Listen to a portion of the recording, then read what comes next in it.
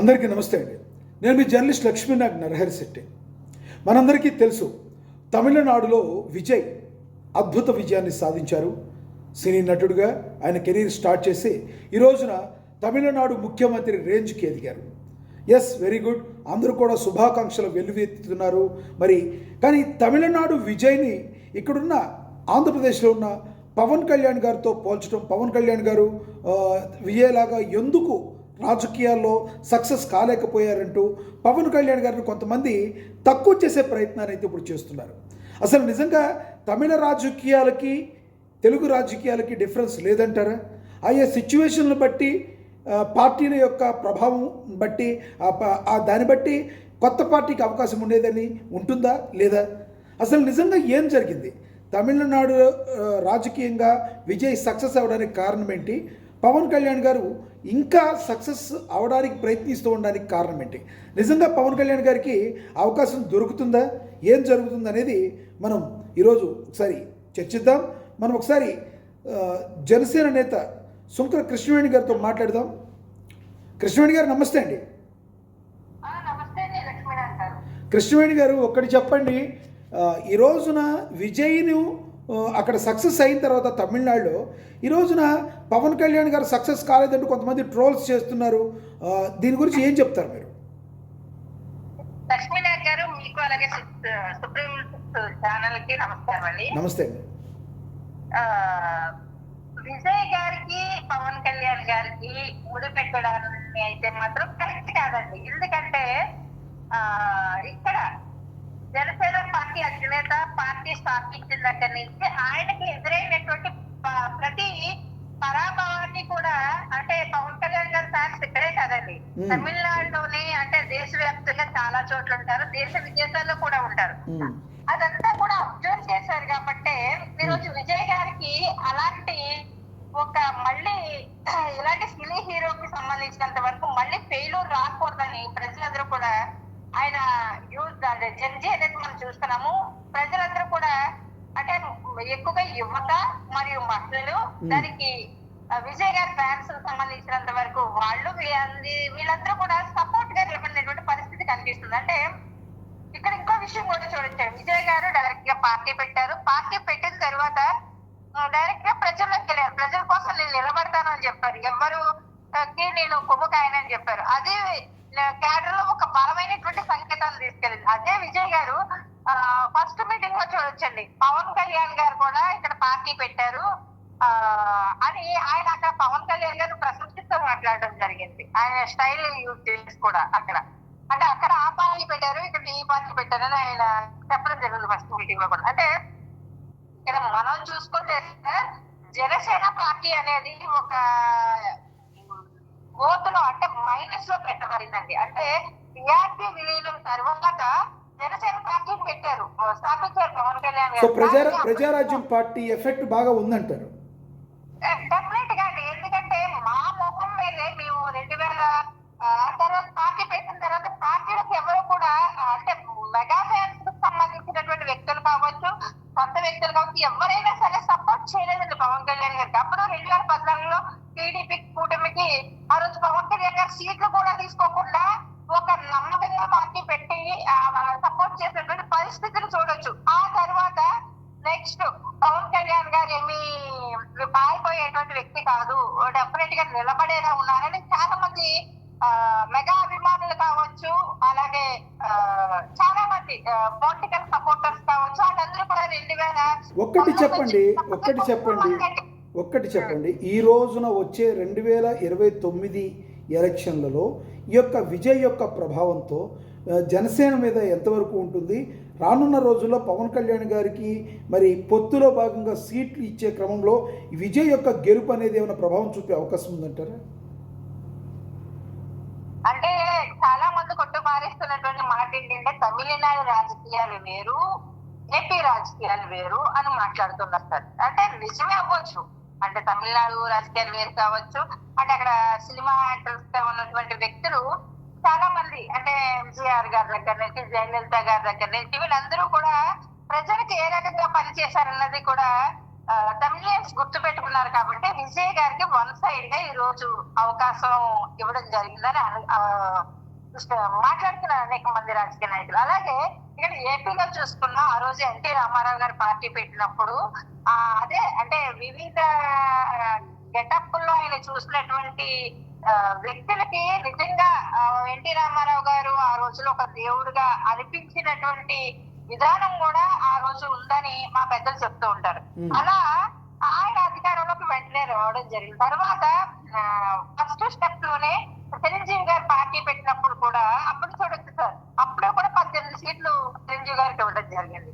తర్వాత పవన్ కళ్యాణ్ గారికి జరిగినటువంటి మైనస్ ఏంటంటే టీఆర్పీ విలీనం, తర్వాత చాలా మంది సపోర్ట్ రాకపోవడం, తర్వాత ఆయనే కష్టపడి పార్టీ డెవలప్ చేసుకుంటూ వెళ్ళడం. కరెక్టేనండి.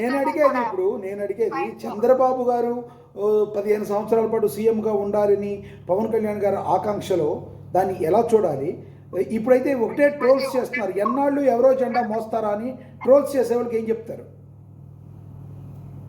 మేము ఇంకొకసారి కూడా చెప్తున్నామండి, పవన్ కళ్యాణ్ గారు చెప్పిందండి ఏంటంటే మన రాజకీయ ప్రయోజనాల కంటే కూడా రాష్ట్ర ప్రయోజనాలు ముఖ్యమని ఆ రోజు పొత్తులు వెళ్ళడం జరిగింది. అంటే గతంలో కూడా చూసాము, వైసీపీ అధికారంలో ఉన్నప్పుడు ఎలా రాష్ట్రానికి ఒక రాజధాని లేకుండా రాష్ట్రంలో ఎంత అతలాకుతలమైన పరిస్థితులు ఉన్నాయో చూసాం. కాబట్టి ఒక కొత్త విషయంలో పవన్ కళ్యాణ్ గారు కలిసి వెళ్ళడం జరిగింది. అంటే ఆయన అభివృద్ధి, ఆయన పార్టీ అభివృద్ధి కంటే కూడా రాష్ట్ర ప్రజల అభివృద్ధి ముఖ్యమని.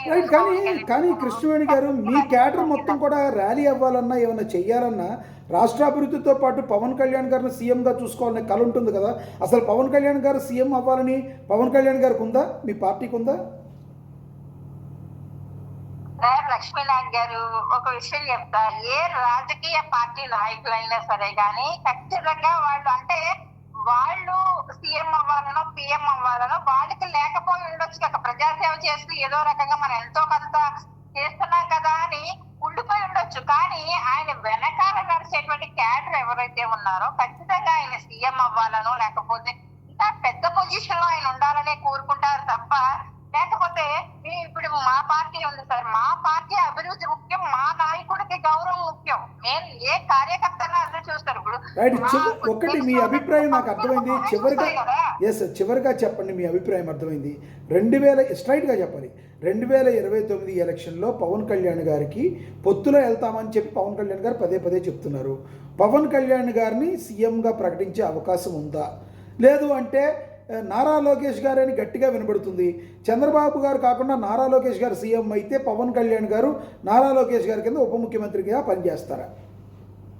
లక్ష్మీనాథ్ గారు, పవన్ కళ్యాణ్ గారి స్టేట్మెంట్ 15 సంవత్సరాల స్టేట్మెంట్ గురించి అందరూ మాట్లాడుతున్నారు. అదే స్టేట్మెంట్ నేను ఇవాళ చెప్తున్నానంటే అందరూ ఒకసారి రివైజ్ చేసుకుని మళ్ళీ చూడండి. 15 సంవత్సరాలు చంద్రబాబు నాయుడు గారు ముఖ్యమంత్రిగా ఉండాలి, రాష్ట్ర అభివృద్ధి జరగాలంటే అనుభవజ్ఞుడైనటువంటి చంద్రబాబు నాయుడు గారు సీఎం గా ఉండాలి అని పవన్ కళ్యాణ్ గారు స్టేట్మెంట్ ఇవ్వడం జరిగింది. దాన్ని తీసుకొచ్చి ఇవాళ టీడీపీ పార్టీకి 15 ఏళ్ళు ఒప్పందం కుదుర్చుకున్నారనో లేకపోతే 15 ఏళ్ళు సేవ చేస్తారని పవన్ కళ్యాణ్ గారు ఒప్పుకున్నారనో ఇవాళ ఆయన్ని పేటీఎం బ్యాచ్ చాలా మంది మాట్లాడుతున్న మాటలు ఏంటంటే 15 ఏళ్ళు ఊడుగులు చేయడానికి పవన్ కళ్యాణ్ అక్కడ రాసుకొస్తున్నాడు, అగ్రిమెంట్ చేసుకున్నారు, అందుకని మీరు ఊడుగు చేయాల్సిందే, జెండా కూలీలా బతకాల్సిందే అని మా ఆత్మాభిమానం మీద దెబ్బ కొట్టే విధంగా తప్పుడు సంకేతాన్ని పేటీఎం కూలీలు పేటీఎం బ్యాచ్ తీసుకెళ్తున్నారండి. మాకేంటంటే మా అధినేత పవన్ కళ్యాణ్ గారు ఆయన ఒక స్టేట్మెంట్ ఇచ్చారు, చంద్రబాబు నాయుడు గారే 15 సంవత్సరాలు ముఖ్యమంత్రిగా ఉంటే రాష్ట్ర అభివృద్ధి జరుగుతుందని స్టేట్మెంట్ ఇవ్వడం జరిగింది. ఇవాళ మా పార్టీ ఉంది సార్, మా పార్టీ మేము బలోపేతం చేసుకుని మా అధినేత ముఖ్యమంత్రి అవుతారా, అంతకన్నా పెద్ద స్థాయిలోకి ఎదుగుతారా అన్నది మేము చూసుకుంటాం. అంతే తప్ప వేరే పార్టీకి వాళ్ళకి సంబంధించినంత వరకు ఇప్పుడు లోకేష్ గారు సీఎం కావాలన్నది అది టీడీపీ ఆకాంక్ష, అంతేగాని కూటమి ఆకాంక్ష కాదు, జనసేన ఆకాంక్ష కాదు. ఎందుకంటే మా పార్టీ మా అధినేత ఏ స్థాయిలో ఉండాలన్నది మేము డిసైడ్ చేసుకుంటాం. మా పార్టీని ఎలా బలోపేతం చేసుకోవాలన్నది మా కేంద్ర ఆలోచించుకుని ముందుకెళ్తాం తప్ప అది టీడీపీ వాళ్ళ ఆలోచన తీసుకొచ్చి ఇప్పుడు వైసీపీ వాళ్ళు మా మీద రుద్దుతేనో లేకపోతే పవన్ కళ్యాణ్ గారు లేదు ఇక మాకు బెండ్ అయిపోయారు, ఇంకా జనసేన కార్యకర్తలు మాకు ఊడికి చేయాల్సిందే అని కొంతమంది ఈ కూటమిలో ఉన్నటువంటి నాయకులు మాట్లాడడం వాళ్ళ వ్యక్తిగత ప్రయోజనాల కోసం తప్ప రాష్ట్ర ప్రయోజనాల కోసం కావచ్చు, Right. దేశ ప్రయోజనాల కోసం కావచ్చు, మా జనసేన పార్టీ అధినేత ఒక నిర్దిష్టమైనటువంటి ఒక కట్టుబడి పనిచేస్తున్నటువంటి వ్యక్తి. ఆయన ప్రతి వ్యూహాలు ఎలా ఉంటాయన్నది ఫ్యూచర్ లో చూస్తారు. ఈ పేటీఎం Right. చూస్తారు. అలాగే ఈ రోజు మాకు పవన్ కళ్యాణ్ గారిని ఇవాళ ఇన్ని రకాలుగా ట్రోల్ చేస్తున్నా, ఇన్ని రకాలుగా మాట్లాడుతున్నా సరే గానీ ఎక్కడా కూడా మిశ్రమ స్పందన లేకుండా సపోర్ట్ చేస్తున్నటువంటి కొంతమంది వ్యక్తుల్ని చూస్తున్నాం. అలాగే దాన్ని ఖండించకుండా, అంటే కూటమి కూర్పుకు కానీ ఇవాళ కూటమి ప్రభుత్వంలో అధికారం చేపట్టడానికి కానీ మా అధినేత పవన్ కళ్యాణ్ గారు ఎంత కష్టం వచ్చి పనిచేశారన్నది మాకు తెలుసు. ఇప్పుడు గౌరవ ముఖ్యమంత్రి గారు ఒక మాట అంటే మా పార్టీ నుంచి ఒక స్టేట్మెంట్ వస్తుంది, ఇది ఖండించండి, ఇది కరెక్ట్ కాదు, తప్పు, చంద్రబాబు నాయుడు గారు ఇలా అన్నారు. అదే పేటీఎం బ్యాచ్ చూస్తే ఇంత ట్రోల్ చేస్తున్నా సరే కానీ ఎవ్వరు కూడా కొంతమంది స్పందించకుండా ఎందుకున్నారన్నది కూడా వాళ్ళు క్వశ్చన్ చేసుకోవాలి. ఎందుకంటే పవన్ కళ్యాణ్ గారి గురించి ఎవరు స్పందించకపోయినంత మాత్రాన ఆయన ఉనికి గానీ ఆయన చరిష్మా గానీ ఎక్కడ తగ్గిపోదండి. రైట్, మీ అభిప్రాయాన్ని తెలియజేసినందుకు ధన్యవాదాలండి కృష్ణవేణి గారు. ఎస్, చూసాం కదా. సో తమిళనాడు రాజకీయాల పరిస్థితి వేరు, ఏపీ దగ్గర పరిస్థితి వేరు. 100% పవన్ కళ్యాణ్ గారు ఒక మంచి స్టేజ్లో ఉంటారని మాకు తెలుసు. మరి మిగతా వాళ్ళు ట్రోల్స్ చేసే వాళ్ళందరూ, ఆపోజిట్లో ఉన్న వాళ్ళందరూ కూడా కావాలని పవన్ కళ్యాణ్ గారిని టార్గెట్ చేస్తే ఆకాశం మీద చూసి ఉమ్మేసినట్టు ఆళముఖ్యం మీద పడుతుందని జనసేన నేత కృష్ణవేణి గారు చెప్తున్నారు. మీరేమనుకుంటున్నారో కమెంట్ బాక్స్ కమెంట్ చేయండి. మరి సుప్రీం 6 మీడియాని సబ్స్క్రైబ్ చేయండి. ఇది ఇవాల్టి స్పెషల్. నమస్తే.